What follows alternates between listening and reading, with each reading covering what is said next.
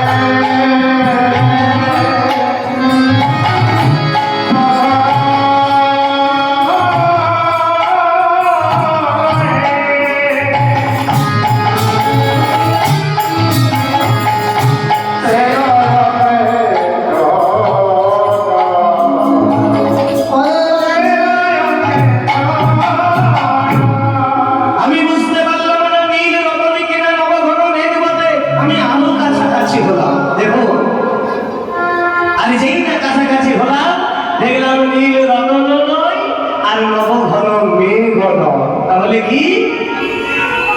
নীল বর্ণে এক সুপুরুষ দাঁড়িয়ে আছে নীল বর্ণে এক সুপুরুষ দাঁড়িয়ে আছে আর ওই সুপুরুষটি দর্শন করা মাত্রে আমি চমকে উঠলাম যার মুরলীর ধ্বনি এত সুন্দর সে তো এত সুন্দর হবেই হবে আর যেই না দর্শন করলাম আমি বিভোর হয়ে গেলাম আর যেই না দর্শন করলাম আরো ওই কয়েক সেকেন্ডের জন্য আপনারা একটু এই যে গোবিন্দের একটু চিত্রটা ভালো করে একটু মনে করে নিন গোবিন্দের সবার উপরে কি আছে এটা কি চূড়া আর চূড়ার উপরে কি আছে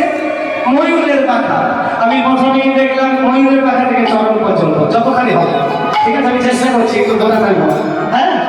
আমি কি দেখলাম জানি আমি সবার উপরে দেখতে পেলাম